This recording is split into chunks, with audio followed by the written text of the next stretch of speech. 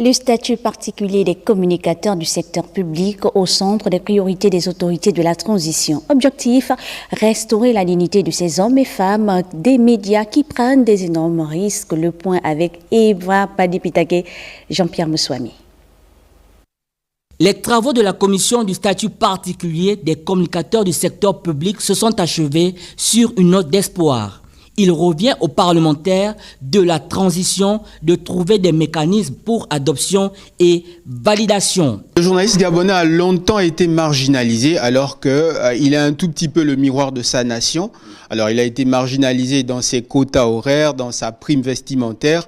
En tout cas, dans une certaine prise en compte dont il n'a pas toujours bénéficié. Il faut le rappeler, le communicateur n'a presque pas de vie, alors que les autres, par exemple, ils arrivent à respecter leur 3-8, c'est-à-dire leurs 8 heures de travail.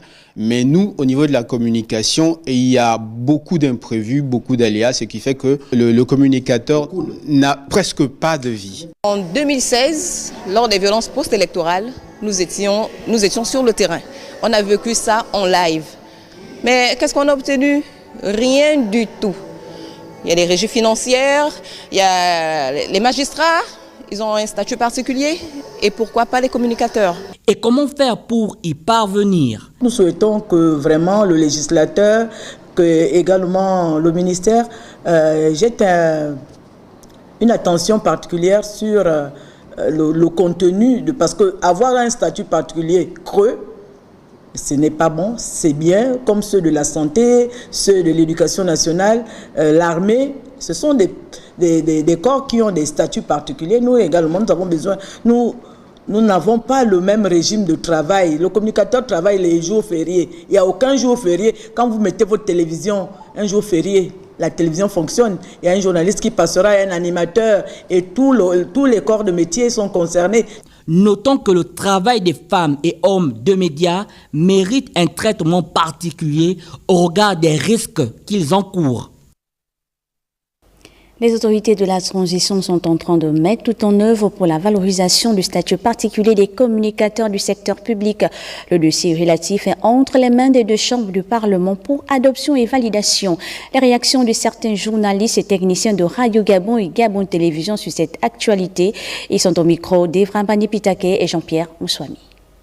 Avec la grâce de Dieu et avec la volonté du chef de l'État, j'ai cité le général Brice Clotaire Oligui-Nguema, ce statut particulier autant entendu par les communicateurs, je pense que ce serait une meilleure option pour nous. Pour la petite histoire, quand nous parlons du statut particulier pour le commun des mortels, ils se demandent c'est quoi le statut particulier.